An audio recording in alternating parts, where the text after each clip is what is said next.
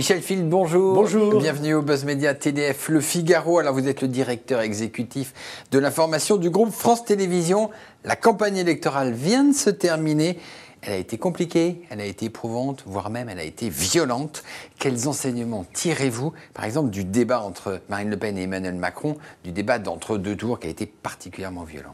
Écoutez, professionnellement, c'est la 5e campagne présidentielle que je suis. Elle a été d'une particulière violence. Alors, ça a toujours été très violent. Moi, je suis rentré dans le métier Balladur-Chirac. C'était pas le monde politique n'a jamais été très... Mais je dirais que c'est une campagne sans surmoi. C'est-à-dire que les règles de bienséance, les règles du jeu, les paroles données, tout ça a volé en éclats.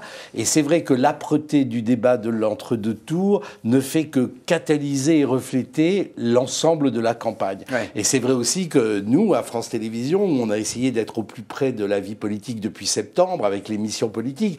Elle a suscité quelquefois des polémiques, mais je me dis, un chercheur qui dans 10 ou 15 ans voudrait retravailler sur la campagne présidentielle pourrait prendre notre émission politique comme le parfait miroir des polémiques. Oui, parce que vous y avez participé, j'allais dire, à cette violence en ayant des invités décalés qu'on a beaucoup reprochés, dont Christine Angot qui a agressé Monsieur Fillon. Donc vous y avez participé. Est-ce que ça, vous étiez dans l'air du temps? Est-ce que vous n'auriez pas dû calmer le jeu? Alors, c'est la question qu'on peut se poser. Nous, on est un miroir de ce qui se passe. Donc, le fait de faire surgir un moment une parole un peu décalée, complètement inconvenante aussi, c'était être au plus près de ce qui se passait dans le pays. C'est ce que vous vouliez montrer ou pas? Oui, vraiment. C'était l'idée aussi de faire rentrer dans le débat politique des voix ou des personnalités qui n'y sont pas statutairement, mais qui en même temps sont porteurs avec leurs mots, avec leurs codes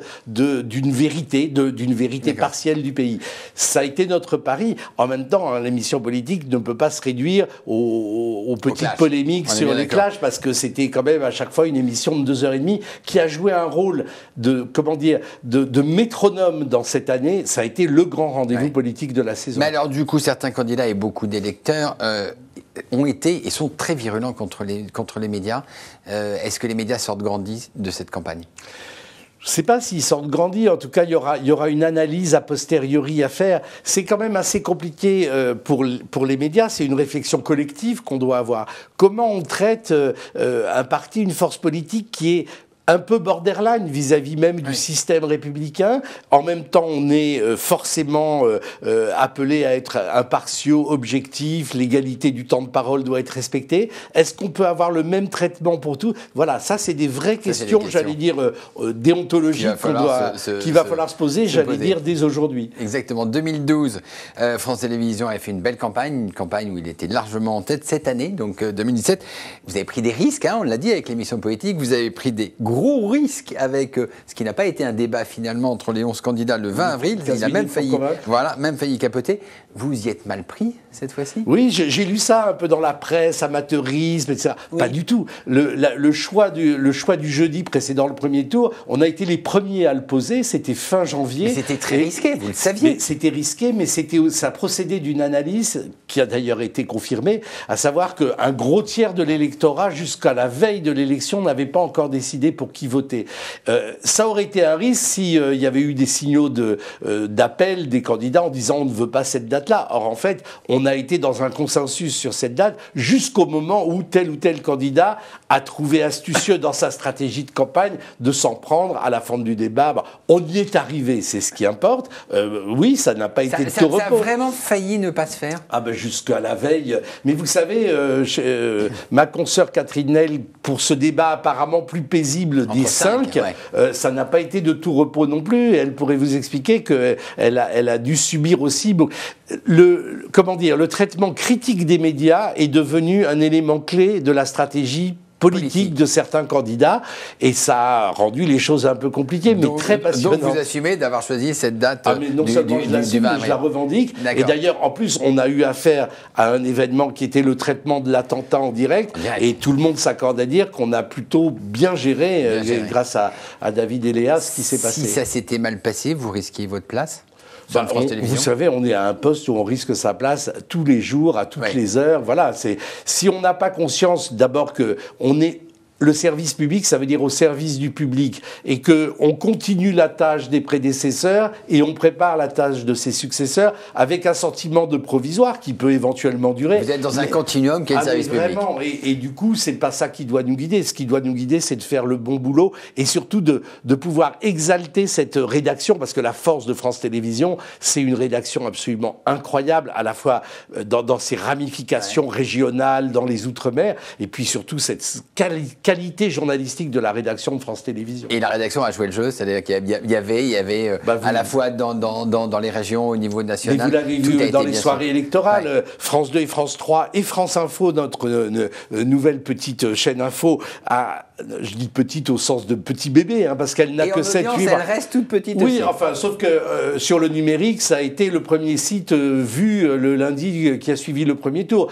J'ai toujours dit... Deuxième. Non, le lundi qui a précédé le premier tour, France Info était premier ex-aequo avec Le Monde. Ah oui, c'est absolument. Ok, alors, le lundi. On va parler concurrence. Et deuxième le dimanche. Vous m'y amenez, je l'ai redit, 2012, vous étiez les premiers largement. Là, TF1 1000 paquets, BFM est franchement arrivé dans la cour des grands avec son débat qui a fait 5,5 millions de téléspectateurs. Il va falloir faire face à cette concurrence. Non, mais alors c'est sûr que le paysage a complètement été bouleversé depuis 5 ans. TF1 n'était pas en forme il y a 5 ans et ils ont appris du passé, donc ils étaient beaucoup plus sur le coup. BFM, en effet, a acquis une force qu'il n'avait pas mais il y a aussi toute l'émergence des réseaux sociaux, par exemple, et du numérique, qui n'existait pas à ce point-là il y a 5 ans. Qui n'ont pas fait l'élection, qui ont été utilisés. On a beaucoup dit que la télé était dépassée. Non, mais ça a quand même beaucoup perturbé, parasité. Regardez les fake news jusqu'au dernier débat. Ouais. Il en a été question. BFM a fait une remarquable campagne, mais BFM reste une chaîne info. C'est-à-dire que la soirée du débat, ils ont 800 000 personnes. Mais pourquoi vous ne les avez pas invités ? C'est pas qu'on les a pas invités, c'est qu'on a... Ils voulaient être invités. Oui, mais si on avait invité BFM, il n'y avait aucune raison de ne pas inviter CNews, il n'y avait aucune raison de ne pas inviter LCI. On les a invités en libérant le signal et en leur offrant quand même une soirée gratuite d'un point de vue financier. C'est quand même pas rien pour une chaîne commerciale comme BFM. Il n'en reste pas moins que la co-organisation entre TF1 et France 2, un peu historique, restait... Enfin, vous avez vu, s'il y avait eu 3-4 journalistes dans le pataquès qu'a été ce débat, franchement. Déjà, et les deux journalistes présents n'ont pas eu droit à la parole. Vous les avez trouvés comment, le duo Christophe Jacubizine Écoutez, je vais vous dire un truc. Ceux qui critiquent, ceux qui se gaussent, je leur propose juste de prendre 5 minutes sur le siège de l'un ou de l'autre pour voir ce que ça a été, ce que ça a dû être. C'était extrêmement compliqué. Et évidemment, nous, avec Catherine Hell en régie, on a aidé autant qu'on pouvait nos journalistes à tenir les temps, à passer d'un sujet à l'autre. Mais vous savez, c'est comme sur un terrain... Mais cette campagne, c'est comme sur un terrain de foot où à un moment donné, les deux équipes décident de se passer de l'arbitre. Ouais. Voilà, ça a été ça. C'est une campagne sans surmoi. Elle restera dans les annales pour ça. Alors, beaucoup de médias ont critiqué les règles du temps de parole édictées par la loi et fait respecter par le CSA, pour être tout à fait précis. Vous les critiquez, est-ce qu'il faut les revoir pour la campagne prochaine ? Moi, je lis ça et là des critiques sur le CSA. Ça et là, il y a eu beaucoup. Je ne les partage pas parce que le CSA ne fait qu'appliquer ce que le législateur lui demande. Moi, je serais évidemment partisan s'il y a évidemment un nouveau législateur, et quoi qu'il arrive, il y en aura un dans quelques semaines. En effet, qu'on revoie ces règles qui partent toujours de bons sentiments, mais qui ont des effets pervers. Et les effets pervers de formalisme... C'est quoi les effets pervers ? Les effets pervers, c'est que l'égalité du temps de parole à tranche horaire égale rendent le traitement circonstancié de l'actualité absolument impossible. C'est-à-dire que plus on approche des échéances, moins on peut faire convenablement notre boulot. Et il faudrait redonner confiance aux rédactions, aux directeurs des rédactions. Eux-mêmes savent... Ça veut dire libérer de toute règle d'égalité de temps de parole. Pas le libérer, mais que en effet... Contrôler a posteriori. Plutôt contrôler a posteriori avec des... Mais parce que là, on est et le CSA ne fait qu'appliquer la loi, on est corseté dans des règles d'informalisme. C'est extrêmement dangereux. Un média peut prendre un parti pris et aller jusqu'au bout, quitte à se faire taper dessus. Non, mais on peut prévoir des règles a posteriori au fur et à mesure, chaque semaine, pour rétablir. Mais là, cette sorte de formalisme étouffe complètement la liberté journalistique. Mais encore une fois, le CSA ne fait qu'appliquer ce que la loi lui demande de faire appliquer. Alors, les présidentielles, c'est terminé.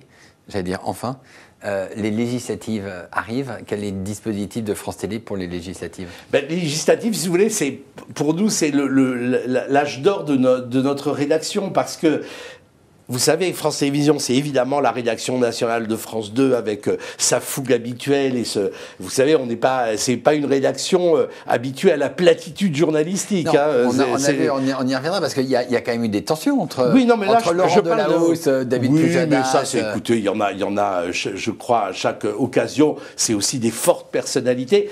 Pardonnez d'avoir... Mais vous gérez comment, vous?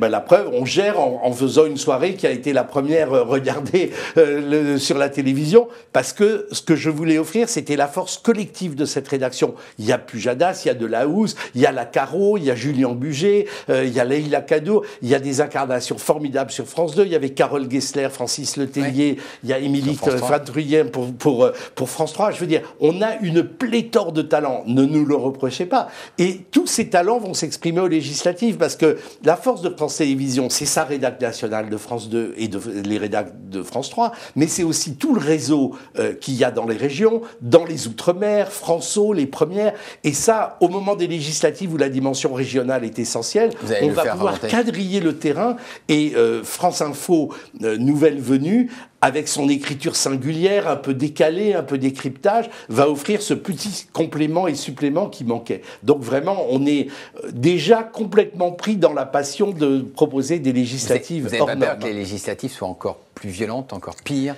que les présidentielles? Elles vont sans doute être violentes, mais elles vont être le démarrage d'une recomposition de la vie politique qui va demander beaucoup d'explications et de clés d'analyse aux téléspectateurs, parce qu'on ne va pas retrouver les repères habituels. Et s'il y a une chose sur laquelle le service public est vraiment sans égal, c'est sa capacité de décryptage, d'analyse. Non seulement on donne l'actu, mais on la fait comprendre. Ouais. Et de ce point de vue-là, je crois qu'on ne sera pas les moins bien placés. D'accord. En conclusion, Michel Field, vous dites, France Télévisions a fait une bonne campagne, ou TF1 vous a surpris? Non, moi je m'attendais à un sursaut de TF1, parce qu'on ne peut pas... Vous en venez, vous venez de LCI. Oui, moi j'ai vécu la campagne il y a 5 ans, j'étais du côté LCI, donc je voyais bien aussi, et puis j'avais participé au débat présidentiel de TF1, donc je voyais très bien comment on était à la traîne.